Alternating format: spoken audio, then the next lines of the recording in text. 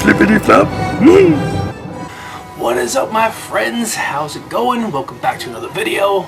Today it's a special episode because I'm going to be talking about my experiences in the Marine Corps. Well, particularly Marine Corps boot camp. I'm going to be telling the story, well, my experience from the 12 weeks that I was in boot camp, and maybe a little bit beyond if we have time. So this is going to be a long episode. We're going to be playing Streets of Rage 2. Well, this is actually a reproduction copy, a hack that you can find on eBay. And it's called Steet Fighter 2 in Streets of Rage 2. So there's two cartridges. You got you can find these on eBay for around 10 to 15 bucks a piece, and they're really cool. One cartridge has Ken, Guile, Dowsum, and Ryu, and the other cartridge has all the villains. You have Bison, Borog, Vega, and Sagat, and they're both really great.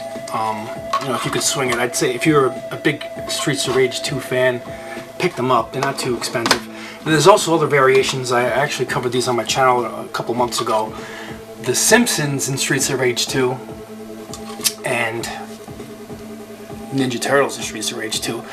All four of these are great variations of playing Streets of Rage 2. It's phenomenal. So today we'll be playing Street Fighter 2 and Streets of Rage 2, and I'm going to be sharing my boot camp experiences. So we got 8 stages of Streets of Rage 2, obviously, and we're going to be playing with a different character for each stage. And I'll timestamp each stage with each character. So if you want to hear my jibber jabber, you just want to see the characters, I'll timestamp them in the pinned down comments from down below. So let's get this started, man. I was going to go back to late 2001. I was an auto mechanic back in early 2000s. I got a job as an auto mechanic. Well, first I decided to go back to school for auto mechanics, and I was going to this technical school in Manhattan, New York City, called Apex Technical School. And I was learning the trade, and I actually got a job right away, locally by my house, maybe a mile and a half from my house. And I was still living with my mother going back in 2001. And I got a job a mile and a half away from my house, turning wrenches, doing tune-ups, basic stuff, brake jobs, inspections. Back then, 20 years ago, inspections, you had to put the car on a dyno, stick sensors in the tailpipe, all kinds of things had to do. Cargo strap, each car had to be cargo strapped to the dyno, so it was like a lot of entailed with doing an inspection. Now you just pull the car up, and the inspector hooks up a piece of a computer to your diagnostics, I forget what they call it, it's been so long, and they pretty much can run the codes and see if your car passes inspection or not. So anyway, I was working as a mechanic by day and then going to auto school at night. And when September 11th happened, the trade centers were attacked.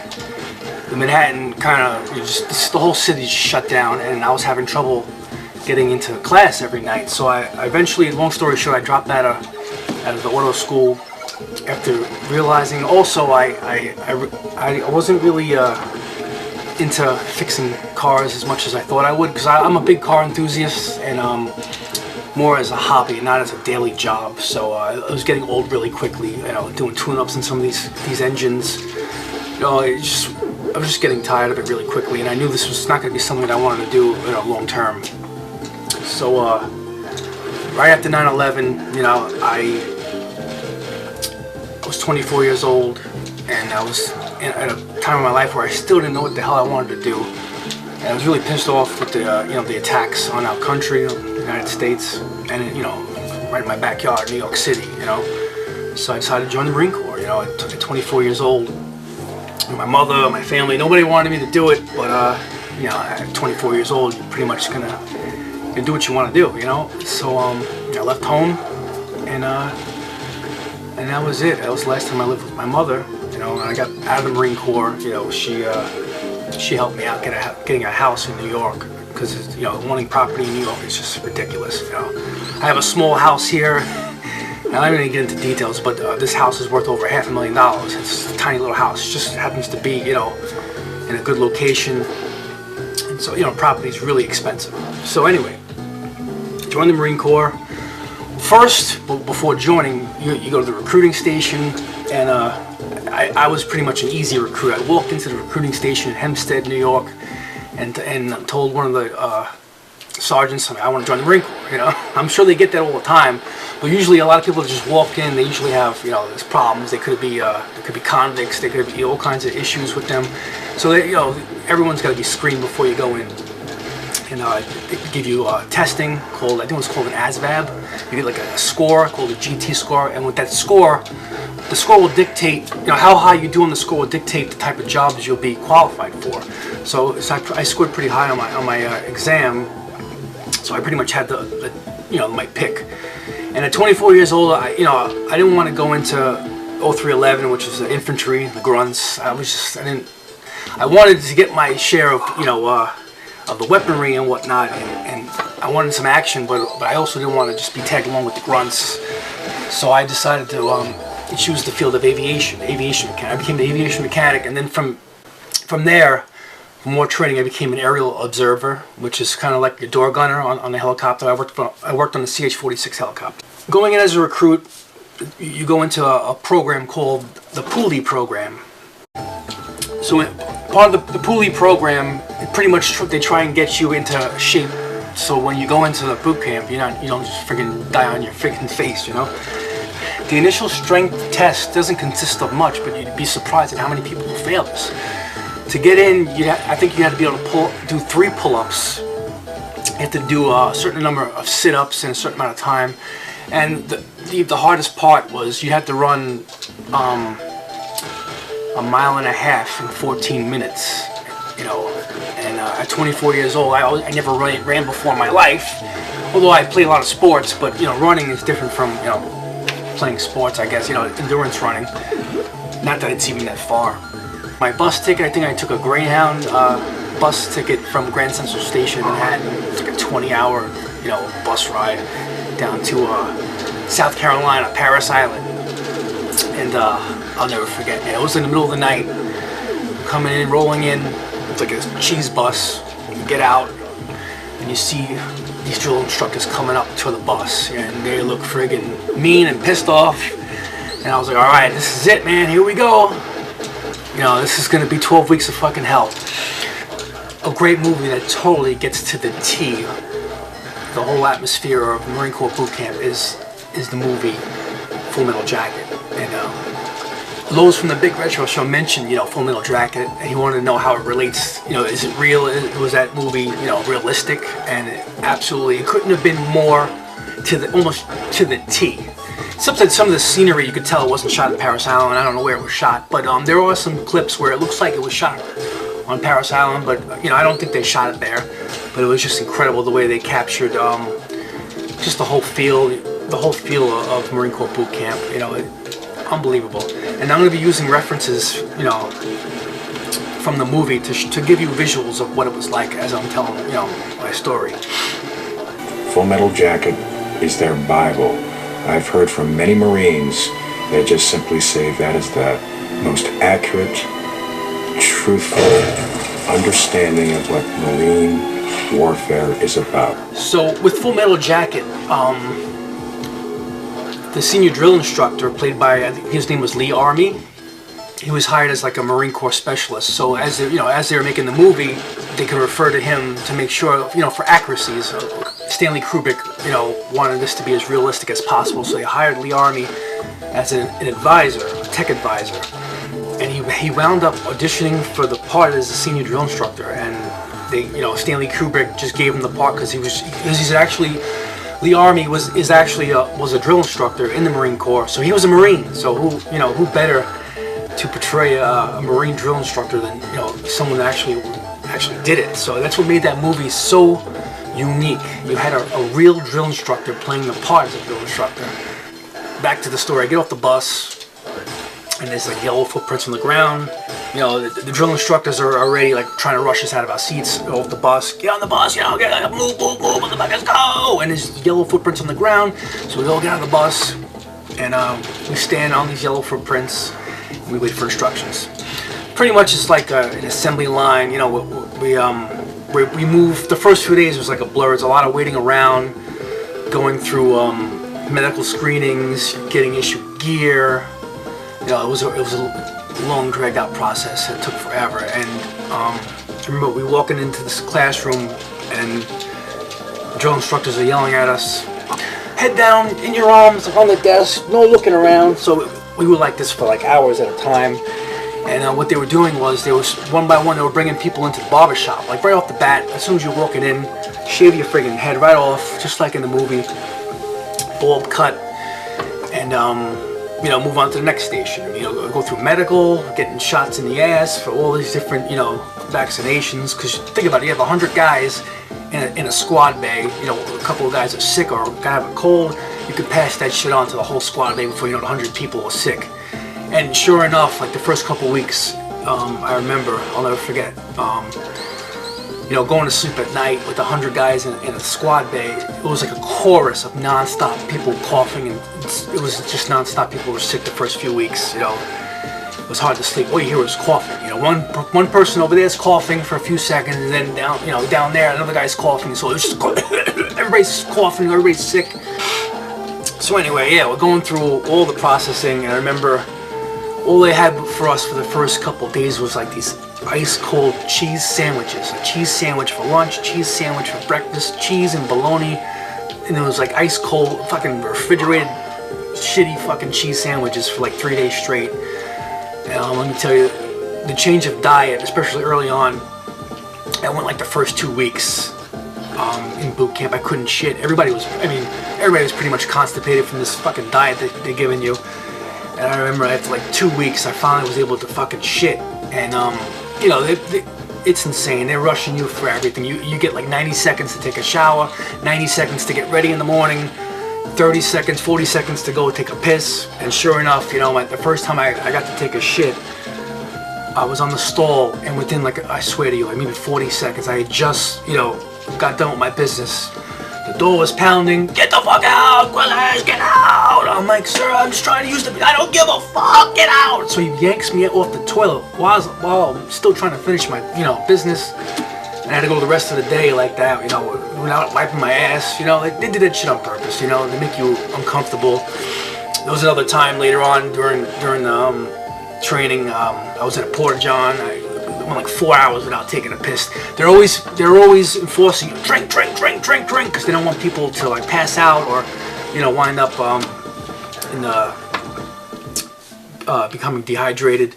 So they are constantly enforcing you, drink now, drink it, you know, drink the whole canteen and then turn it upside down so we know it was, you know, drink. And so you have to pee, and you can't just say, oh, excuse me, sir, I have to go pee. You had to wait until they allowed some piss time.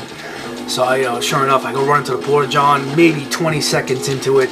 Get the fuck out! I'm like, sir, I'm still peeing. I don't give a fuck. Yanks the door open, pulls me out by my collar. All I have is my dick in my hand. I'm pissing all over the place because, you know, once you start going, you can't just cut off the stream. I was like, you know what, fuck it. I'm just pissing everywhere. I gotta pee. And I get back into line, you know, I zip my shit. It was just like a crazy experience. So I'm going off on these damn tangents already.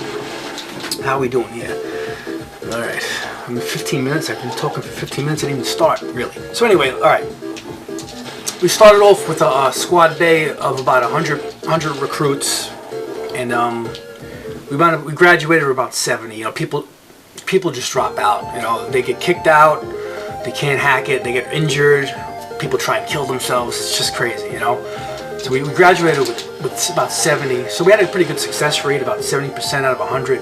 You know, 70 guys out of 100, you know, passed and went on to become Marines. And they call you recruits in boot camp. So we had 3 drill instructors. You have your senior drill instructor, which would be you. Our senior drill instructor is kind of like the head honcho. He's kind of like over time he becomes a little softer on you, where you would go to him for like, you know, for TLC, you know, and he was the most personable of all the drill instructors. Then you have your second hat and your third hat. The third hat drill instructor is usually the most ferocious. You know, he's the youngest, like, as far as like Marine Corps seniority, and he's usually the really, you know, hard, you know. He just rode my ass for no reason. It was part of the training, you know. I was never one to slip up, and, you know, just like in the movie, one person makes a mistake, we're all gonna fucking pay. So I had my share of being hazed and being, you know, worked on. They just do things to fuck with you throughout the training. And so my, you know, Sergeant Walker, he was really hard on me. I remember one time I was going in, you know, he was just telling, move, move, everything's so fast, move, move, move. And I couldn't move. There's a guy in front of me slowing me down, and he just gave me like a smack across my head. Move it now! And you know, the hairs on my arm started to raise, and at that second I just wanted to turn around and just like blast him to like fucking hit me for no reason. But you know, obviously, you know, you just gotta suck it up and take it like a man. Take the smacks, take the friggin' hazings.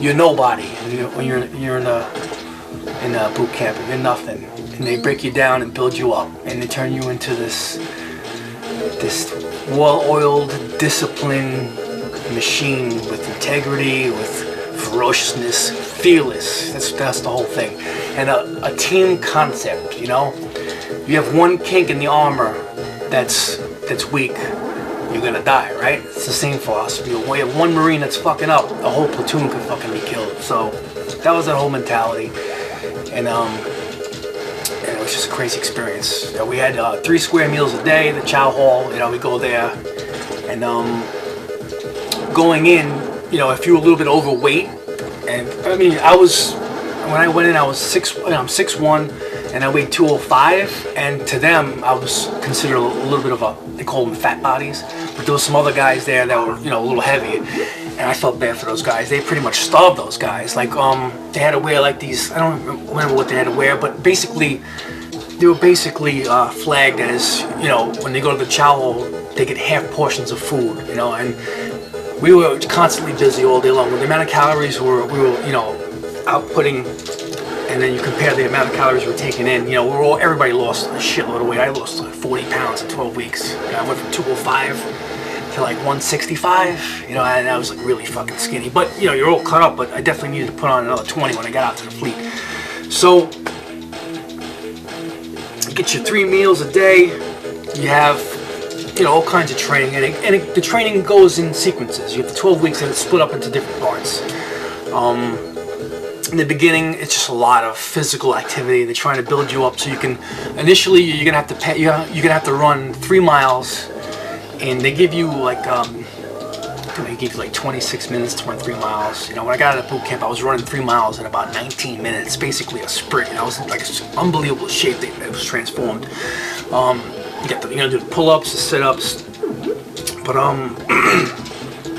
there's also you have a lot of educational training. You know, they teach you all about, you know, the history of the Marine Corps and the whole ranking system. I mean, there's so much to learn within the world of the Marine Corps. So they, you know, put you through these classes where you get to sit down in like a classroom, and those are the greatest times because you're actually sitting down and and resting while you're learning. But God forbid you pass out during one of those fucking classes, you're done, man.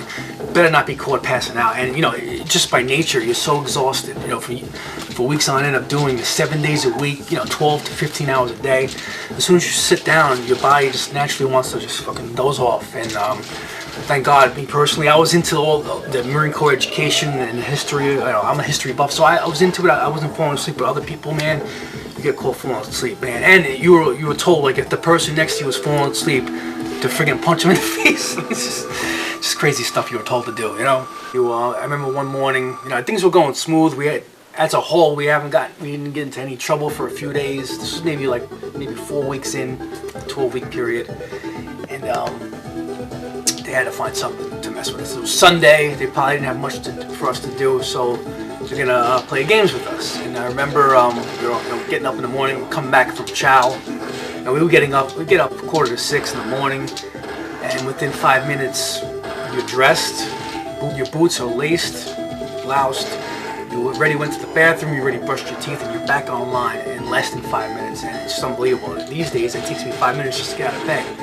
You know, 20 years ago, not only was I just, you know, as soon as, you know, they're smashing on the damn trash cans and turning on the lights, you know, I had a top bunk, so we had this like 6-foot light fixture above me, maybe 3 feet from my bed. And so when they popped the switch on in the morning, this friggin' spotlight would smash me right in the face. So I was instantly up, like, you know, this big spotlight in my face. I get up, snap out of bed, throw my shit on, and start your day. So anyway, we come back from chow, and it's Sunday, and they had a couple hours to kill before they let us, you know, Sunday midday, they would let, you had the choice of either going to church or stay back and write letters to your family.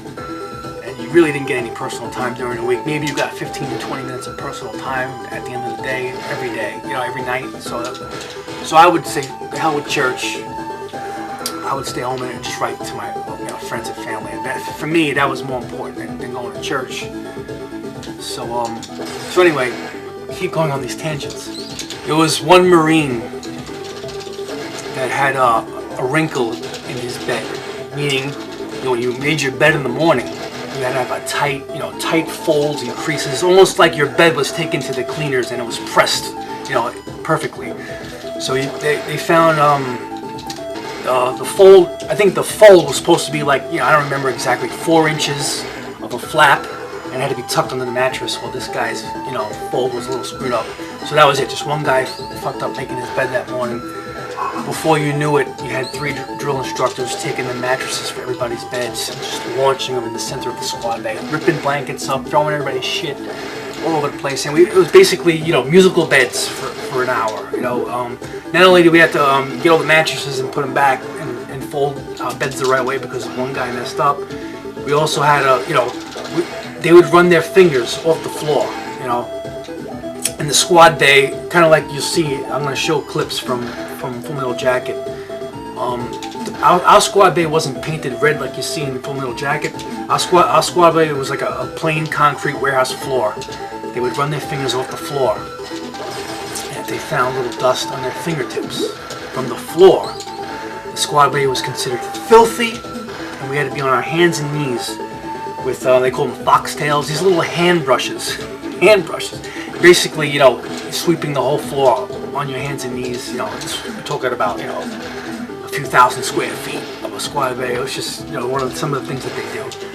And I'll never forget, we'd have to go to, like, we call it a commissary, you know, on base, where we have a strict list of the things you need to buy. You know, soap, shampoo, your shavers for your face. You have to shave your face every day. There's no 5 o'clock shower allowed. You know, shaving your face once a day. So there was a laundry list of things that you had to buy, and whether you wanted to buy it or not, you best buy what they put on the list. And, you know, at the end of and it actually comes out of your own money, you know. It's coming out of your pockets. You just gotta buy it. They take it out of while you're in the Marine Corps for those 12 weeks. You're actually getting paid. It's not much, but you know, after 12 weeks, you do get a little check. I think my check was maybe around $1,300 for 12 weeks of training.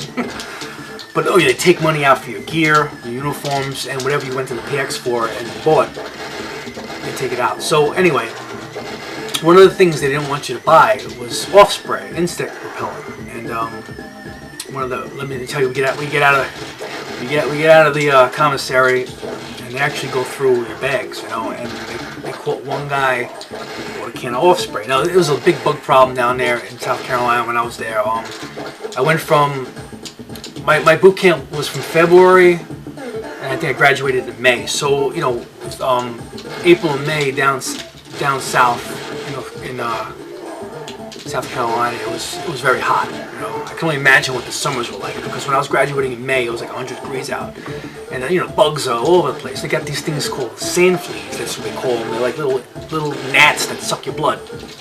So this guy bought off spray, and he just called it the off spray. I'll never forget. I was was standing in line, and my third hat drill instructor was like, "Oh, you wanted fucking off spray? You want to keep the bugs off you?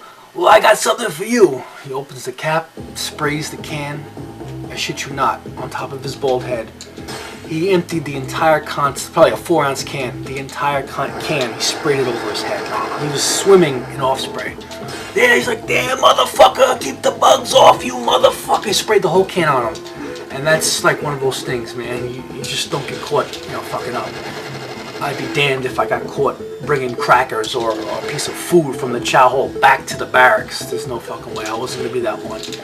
And I remember a couple of times I saw at the corner of my eye people hiding food in their Foot Locker, and I'm like, "You dumb motherfucker! If you get caught, we're all fucked." You know, just like you see, you know, in the movies, man. Like in in Full Metal Jacket. One person, fucks up, you all pay. So it's just crazy. So those first few weeks, well, for the most part, up until like the last few weeks, everything is super fast, high paced. The drill instructors never let off you. You don't even see, I didn't even see my third hat drill instructor crack a smile until like maybe 3 days before graduation. Someone popped a joke and we finally saw that grin, crack into a smile. It was just like a phenomenal thing to witness. Like my drill instructor, he's human, and he just kept that strict, straight face for 12 weeks straight. That's some serious shit, man. Not even seeing a single, crack from him. I used my senior drill instructor. He was like the nurturing guy. Over time, he became like a daddy figure, where he'd do mail call every day. He'd have relationships with us to a point. But our other two drill instructors, second and third hats were balls to the wall. Now I figured we're about halfway through. I figured I'd talk about some of the training, the training highlights. You have what was called. Let's start with the gas chamber. That was early on. Now the gas chamber, everyone was dreading that day. You're pretty much going to go into this chamber and get exposed with tear gas to a degree. Well, they pretty much bathe you in tear gas. But first, the training is supposed to represent operating in a chemical warfare environment. You give us a full MOPP suit. It's called face mask. Ventilator. Not a single speck of skin is exposed, and you have to learn how to operate wearing this heavy fucking gear. And then they train you on how to They pretty much train you how to operate the gas mask, and then they're gonna apply what you've trained in the gas chamber. So now I don't know if you've ever been exposed to tear gas. It sounds like it's pretty serious. Like it can totally debilitate you in seconds. Basically, as soon as you come within contact with the tear gas, you don't even have to breathe it in. But it instantly affects your membranes, like your nose, your mouth, your ears, your eyes. Everything starts to burn. Your skin, especially if your pores are open from sweating, your whole body immediately starts burning, even with the mask on. And so anyway, let's get into the process of going into the gas chamber. You go in at about 20 at a time after all the training, and you're gonna get exposed to this shit. So I'll talk, personally about my experience. I go in there, about 20 guys are all backs up against the wall, everyone facing the center. You have the Marine, he's getting ready to set off the tear gas, smoke coming up from the center, burns this smoke, like what you see in the movies, smoke. And I remember the last kid to get in to the chamber, he was having problems with his mask. Now, as soon as you walked into that room, you felt the presence of that fucking tear gas. As soon as you walked in, you felt it. Even we had our masks on, so I was breathing no problem, but I felt instantly fire all over my body. And this kid started panicking when he walked in there, and he tried to make an adjustment on his mask, and obviously the seal of his mask was messed up, so he just started convulsing and panicking, and he was trying to get before he tried to. He tried to hightail out of there. You just try to do an about face and run out the gas chamber. It's just your human nature. It's just your instincts to get the fuck out of there. So as he tried to get out of there, you see the drill instructor at the door, throw him back in there, slam the door, and within seconds he's on the floor, convulsing. I'll never forget the images. He was almost like he was having a seizure, and they just let him sit there and just seize. And we just started with the training. It's just crazy. It's crazy. Basically, you had to do a number of tests. You get the worst part being you have to take the mask off and pretty much expose yourself to the gas. Put the mask on and try and clear the air in your mask out. So at that point, once you take the mask off and put it back on, you start hearing everybody fucking coughing, going nuts. So you take the mask off, and everyone pretty much eats the damn the tear gas for about 30 seconds, 45 seconds. I can't remember. It felt like 10 minutes. And I was coughing it for a while, but after I realized, I think the biggest thing is you panic because you've never felt this before. You felt like you're choking to death. So what I did was I just tried to relax myself and just take in this shit. And yeah, I was tearing. Yeah, mucus was flying out of my nose. But if I could just calm myself down and just take short breaths and just relax, I remember, it just started to get a little easier. And that's basically it. Like that 1 minute of being exposed to the gas felt like an eternity, but I got through it. And then, in the future, when you're going out into the fleet, every 6 months you got to requalify with the gas chamber, and you just become like immune to it over time. Like towards the end of my 5-year enlistment, I was just whatever, it's just another training that you have to, certify, do every 6 months. And towards the end, we just get stupid with it. We just go in there with no mask at all, and be like, just eat it all up, record ourselves in there, get all tough, and shit ain't nothing, But in boot camp, you're like a little bitch, It's crazy what that shit does. So, yeah, gas chamber was annoying. Grass week. You spend a week out on the range where you learn how to shoot, and before I joined the Marine Corps, I was an avid, gun hunter, gun collector. It goes in my family. Like my grandfather, had weapons. My uncle. This is like a family tradition, so we go hunting and whatnot. So I was familiar with guns, and although I don't go hunting anymore, I just don't feel comfortable being out in the wilderness with a gun, and coming across other people with guns. And, I just can't do it anymore. Grass week. And I thought I was a pretty good shooter. After 7 days of training on the range, they had lectures and they had a lot of instructors there to teach these guys how to shoot. And everyone has their own skill set, but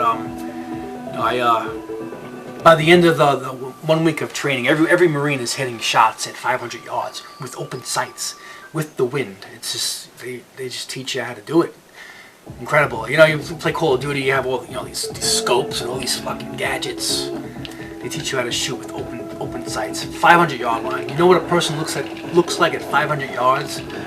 Probably maybe the length of an ant. That's what a person looks like at 500 yards. And I was consistently getting head shots and chest shots from 500 yards with 12 to 20 mile per hour winds. It's just it's not that I'm special, it's just every Marine is taught how to do it, It's incredible. They took the skills and my knowledge of shooting and just turned me into like unbelievable skills with the M16. And, you qualify at the end, and there's all different ranges of passing. You score in the highest, you score like would be equivalent of like a 90 or an above on a regular, school test. You'll get a badge. With a rifle expert badge, and if you scored somewhere, like in a 75 to 85 range, you're considered a sharpshooter, and if you just barely passed, you're considered a marksman. So you get different bling to wear on your chest, depending on how you scored. But then once you get out to the fleet, say you scored low in boot camp, once you get out to the fleet, you're going to be doing it every year anyway, so you have a chance to get that rifle expert badge, which everyone wants, but not everyone can get it. But as long as the average Marine can get at least sharpshooter, sharpshooter or better, score a little better, you get the cool bling. The sharpshooter badge is really cool. It's like this Gothic cross, and the rifle expert badge which is what I have, is two rifles crossed and like an X, and it says rifle, expert. It's cool, it's almost like in video games. You do things in the Marine Corps. You go places, missions, and you're involved with all kinds of things. You get ribbons and medals for the things that you do. And if you do 5 years in the Marine Corps and you didn't go anywhere, you're just not going to get any ribbons, or medals. So the more you're active in the Marine Corps, the more shit you get to wear on your chest. It's just like Call of Duty, wearing all these badges and all that shit to show off what you've done. Same deal. But for me, I was in the Marine Corps for 5 years, and 3 out of those 5 years I was away, overseas doing training. I was very busy in the 5 years I was in Iraq. Japan. I was all over the place. I don't really want to get into detail where I've gone. It could be a separate video. let me also mention that I was talking about this with one of my friends that was in the Marine Corps, and we were sharing boot camp experiences, and he mentioned something to me about the bathroom where he went with his battalion. I think he went through 3rd Battalion.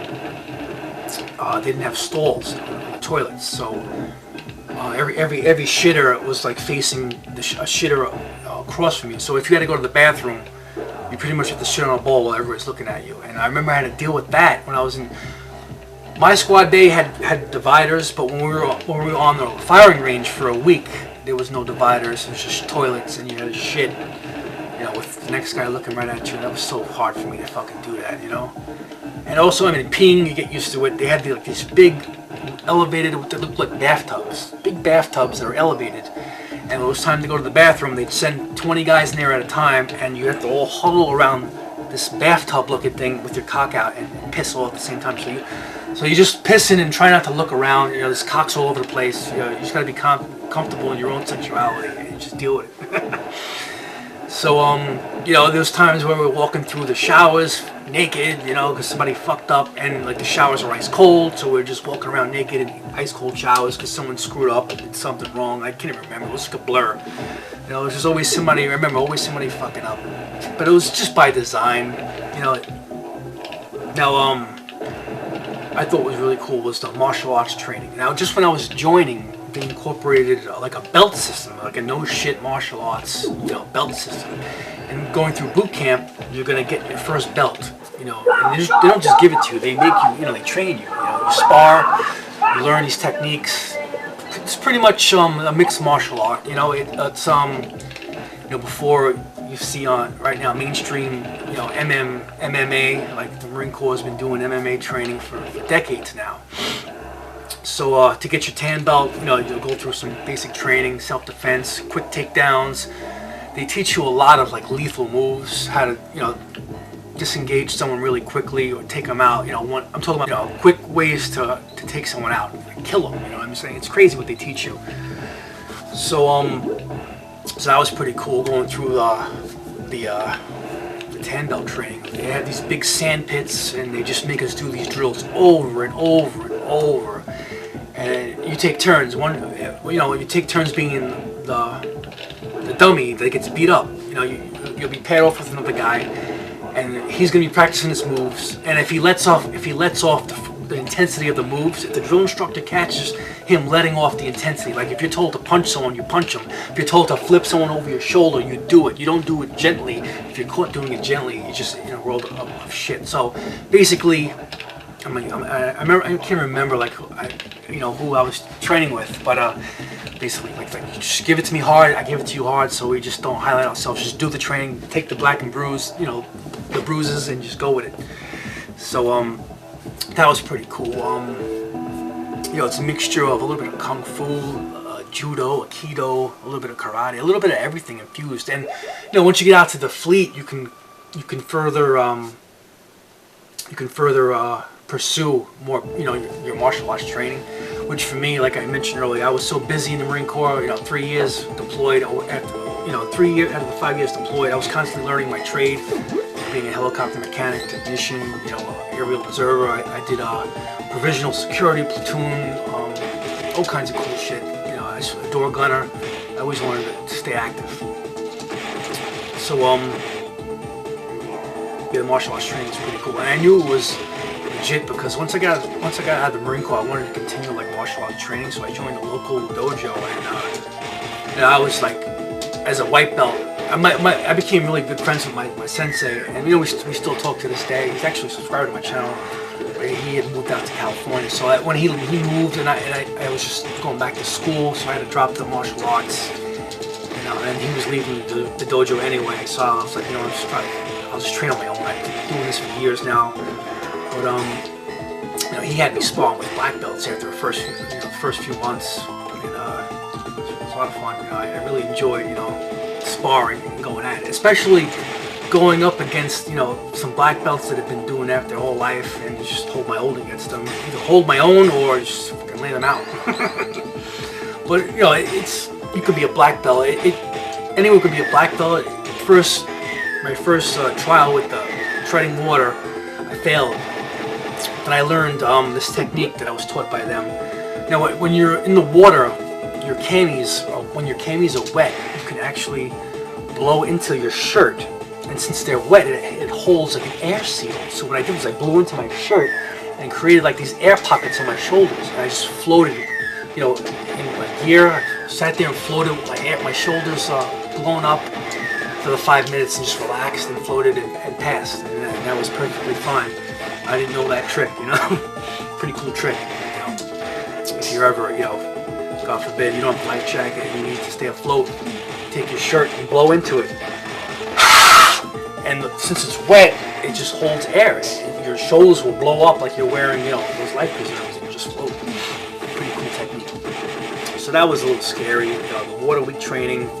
Also, you see that in Full Metal Jacket, you'll see they'll have the pugil sticks, where you have, you know, like it's almost like this big stick with two pads like on the end, and you're kind of like going back and forth fighting each other. And you know, I remember towards the end of martial arts training, we had this pugil stick event, and pretty much, you know, you're gonna be pitted against another Marine with the pugil sticks. It was like a fighting pit. Now, I'm not exaggerating.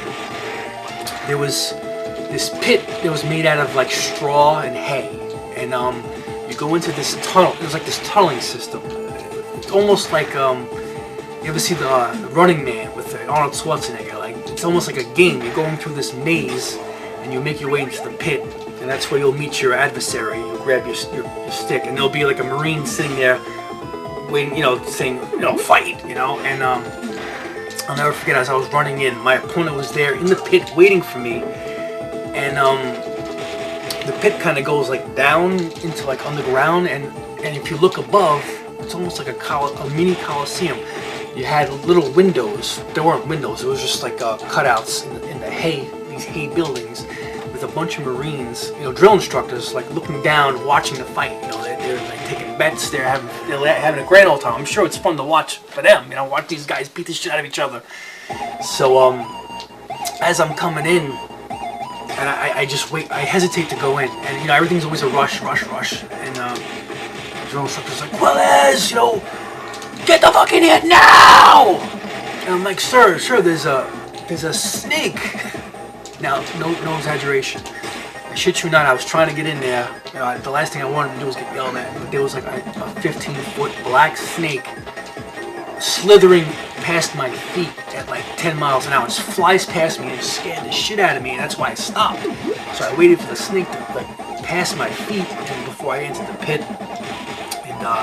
Like I look up and I see the drill instructors, you know, everyone's just like cheering me on, cheering this other guy on. I guess, you know, this other guy, he came from another battalion, so I didn't know who he was. They weren't pitting, they were putting battalions against, or platoons against other platoons. We were just fighting other platoons. So I go in there, I get my gear on, you know, they give you like a football helmet, some pads, but you can get fucking rocked. Like these pugil sticks were heavy, so even with the helmet, you take a shot, you'll get your bell rung. So, you know, long story short, tells us to fight, and this guy comes at me like full force, and pretty much came at me so fast before I even like started. Like I was gonna go easy, but this guy comes flying at me, ready to like kill me, right? And he has the pugil stick, almost like a baseball bat, and he takes this wild swing at me. And it was almost like in slow motion. He swings at me, and I was like, sidestep. He misses, and he was like so wide open from that crazy swing that I just went for a quick whoop, strike to his chin, laid him the fuck out. It was just crazy. It was over in like 10 seconds. This guy came out with all his energy, just like I just, you know, laid him out, and all you hear is like the drill instructors cheering on, you know, cheering me on. And at that second, I felt like I was like Mike Tyson for a second. It was like a crowd, you know, it was crazy. And so he said, "Get the fuck out of here! Well, let's move on to the next obstacle." And as I'm walking away, the drill instructor is leaving this guy on the ground, and he stands over him, and he's like, "You just got knocked the fuck out!" That was just crazy. there's just like so many experiences that so many memories that I remember from boot camp where they just have us standing outside at dusk. You have to stand at attention, and you know, when we'd fuck up, our punishment would go out there and stand out there while like the sand fleas and mosquitoes bit at us. And if you swatted them, if you flinched, you know, any kind of movement, they'd start the whole process over again, where you have to sit for another, you know, stand there at attention for another couple of minutes until everyone stops fidgeting while these bugs are raping you, man. You know, the sand fleas were like relentless. I'll never forget. Even I had my fill. I was like, I had enough of that shit. I'm like, motherfuckers, you know, stand the fuck still. Just take it like a man, so we can get the fuck out of here. But I think even if everyone stood still, they'd still have us out there getting bit by the friggin' sand fleas. It was just part of it's one of those things, you know. And going towards graduation, you know, they had what was called a family day. It was, well, before family day, we had one last test. It was called the Crucibles. It was a 3-day excursion where we're out hiking, going through all these events, obstacles.